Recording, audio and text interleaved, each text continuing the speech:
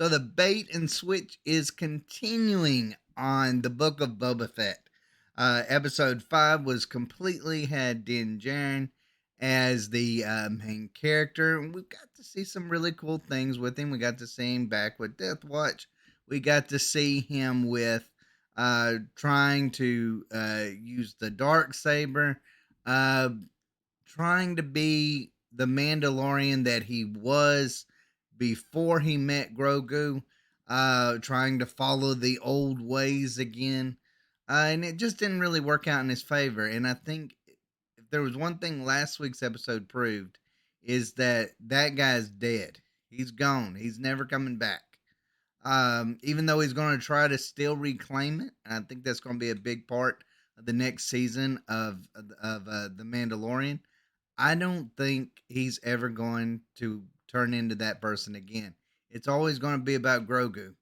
It's always going to be about trying to uh, further and better Grogu's life in some form or fashion, whether Grogu's on the show or not on the show, and that's yet to be determined.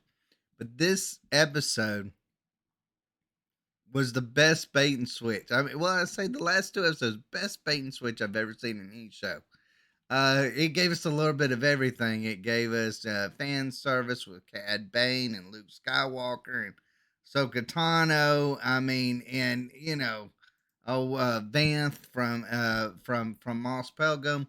It gave us all of those little things that we've been wanting to see, and it did it effortlessly. But I've never seen a show do such a bait and switch so quickly as what the Book of Boba Fett has done.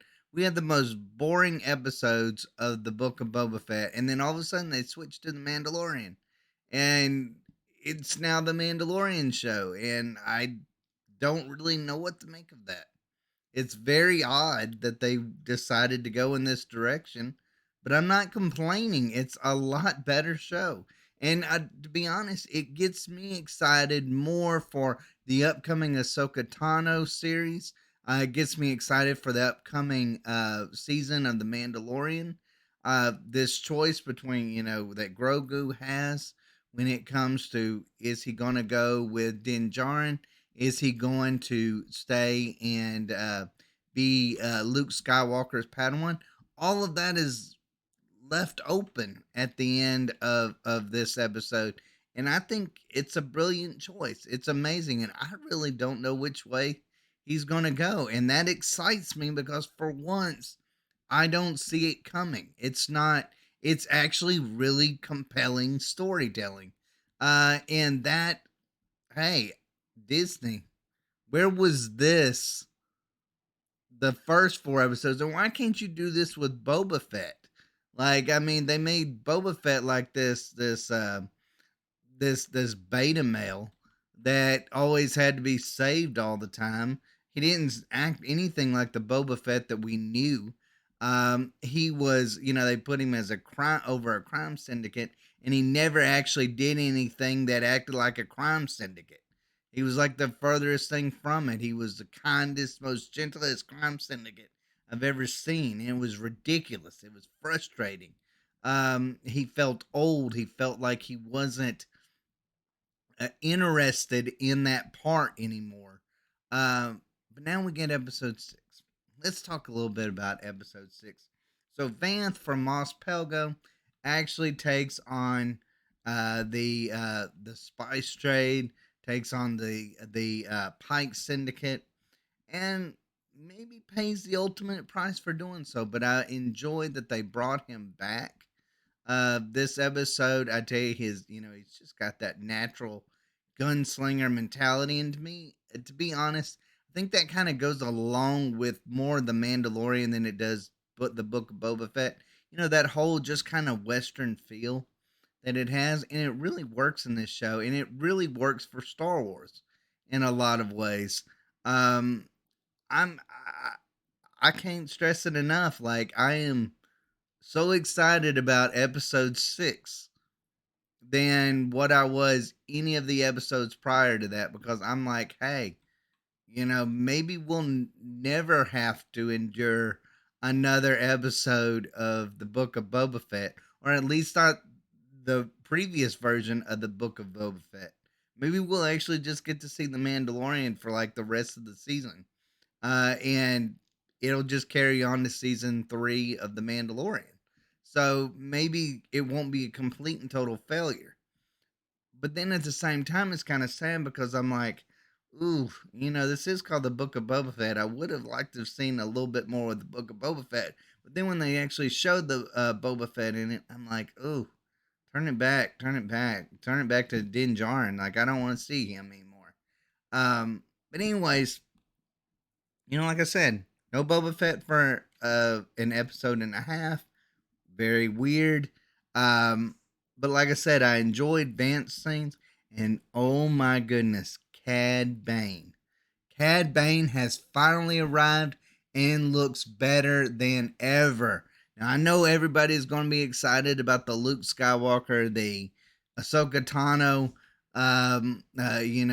guest appearances in it, and I thought those were amazing as well. But seeing Cad Bane in live action do what he did in a gunfight was absolutely amazing. Just having him appear on the desert landscape and come into the town of Mos Pelgo and do what he did, talk the way he did, his mannerisms, everything.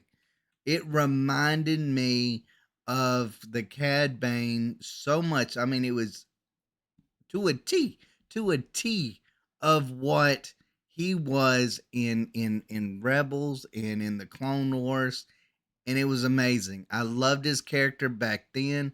I love it even more now. I mean, we got to see how dangerous this character is, and we finally get with the Pint Syndicate and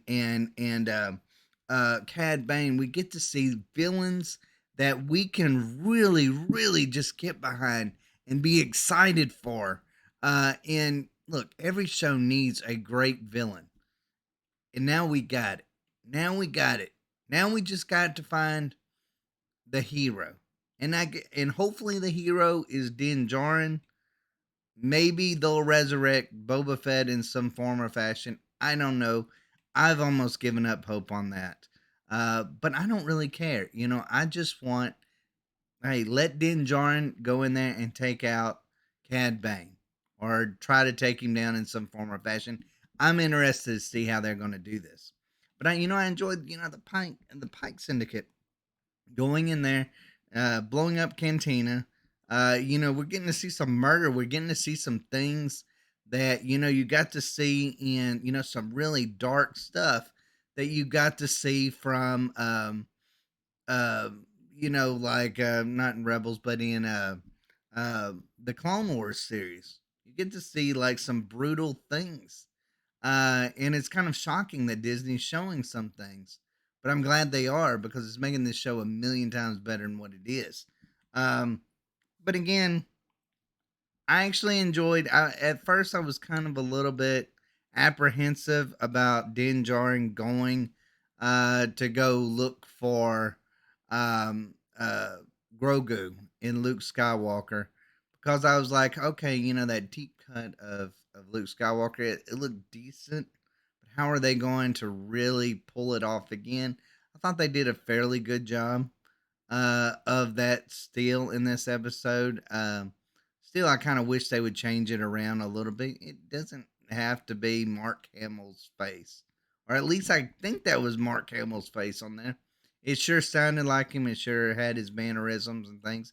That's that guy. I mean, it was so spot on that I actually really truly don't know. And you know what? Hey, that's good enough for me on that one. But it was cool getting to see just how powerful Luke Skywalker was. And we got to see those funny scenes that Grogu was known for. When he's like meditating with Luke Skywalker, and all of a sudden, he goes and he tries to lift that frog out of the pond so he can eat it. And then Luke Skywalker's like, no, no, no, no, we're not doing that. And then all of a sudden, Luke Skywalker lifts those all those frogs out of the pond, and I think that was a changing point for Grogu because Grogu's stomach is what always guides him in a lot of ways, and I feel like we finally It was like a turn on switch. It was like, okay, if I can learn the Force, I can get all these frogs like what Luke Skywalker brought me there. Like that was kind of like a really funny scene, but it was like it seemed like it changed the whole narrative of their training around as well. But I enjoyed getting to see him, him train. He reminded me a lot of, what we saw of Yoda. And then we got to see some flashes of the past um, of basically, him in the Jedi Temple when Order 66 came down, um, and him just kind of reclaiming who he was. I wonder how he got saved. I hope they show that. I kept thinking, is it going to be Ahsoka Tano that's going to save him? Who is going to be the one that's going to save him in that part? Because I mean, it's got to be somebody that's familiar to the show. I can't imagine that they're just going to bring on another character, another Jedi for that bit, which I don't know. We'll just have to see on that one. But not unless he just manages to escape himself, which I guess I would. Maybe he could have. I mean, he's a powerful Padawan, even though he's a Padawan. But it's going to be cool to see what direction they actually intend to go in that one. I'm truly, truly excited for it. Um, I always, I like flashbacks when they're done. Uh, when they're done, but they're not overly emphasized like it was at the beginning of the Book of Boba Fett when it was just flashbacks was the entire episode. I don't like that. I want to see if you're gonna give me the Book of Boba Fett. I want to see Boba Fett actually as Boba Fett, not Tusken Raiders and a bunch of other junk out in the middle of the desert. Um, Save that for Obi Wan series. But yeah, I mean, like I said, the choice that Luke gave Grogu at the end was actually kind of heartbreaking, and I don't really know which direction I want him to go. Um, I I uh, I want him to be a Jedi. I want him to stay there, but then it doesn't really make sense if he stayed there. Um, I mean, because we all know what happened. We know what happened at the very end, um, and we know that probably Grogu's not dead. So it would not shock me if he picks the Mandalorian. But then that's such a waste of potential. I would actually kind of enjoy getting to see, him train with Luke Skywalker. I would love to see that. That was a real fun experience. That's the experience that I kind of hope we would get to see, with the whole training montage, basically. That's the training experience that I was hoping that we would see with Rey and Luke Skywalker. And instead, all she did was sit at the edge of a thing and, scare Luke Skywalker. Like, that was all the training montage that there was with that. And that was very disappointing in the movies. But we finally actually got to see it in this series what Luke is really capable of. We get to see him interacting with Ahsoka Tano, which just amazes me in a million different ways, simply because of the history that she has with his father.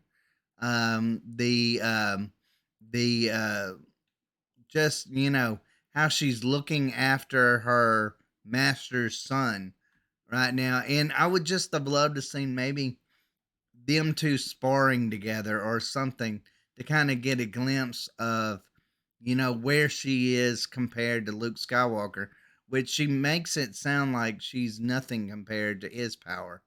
But you know what? She stood up to his father, and so I mean, we got to see a cool battle with that. Maybe I would have enjoyed to see a little bit more um, dialogue between the two. I'd love to know where she's going.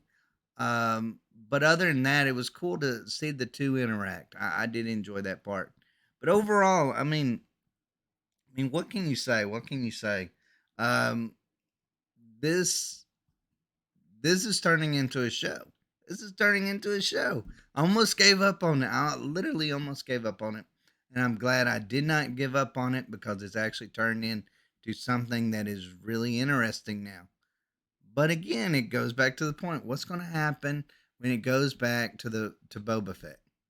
What's going to happen when it goes back to this boring, you know, kind of bounty hunter that's past his prime? Where we're not getting to see the gunfights and we're not getting to see him at his prime. Is the show going to be good anymore? I'm not holding my breath. I'm not holding my breath at all. But hey, we'll just have to see. But overall, I mean, this was by far. I thought last episode was the best episode of the Book of Boba Fett. This episode was far surpassed it, simply because of the Cad Bane fight. I mean, the Cad Bane Vamp fight was awesome. Then the Luke with Grogu training, and then just having Luke and Ahsoka Tano interact was a lot, meant a lot to me in a lot of ways.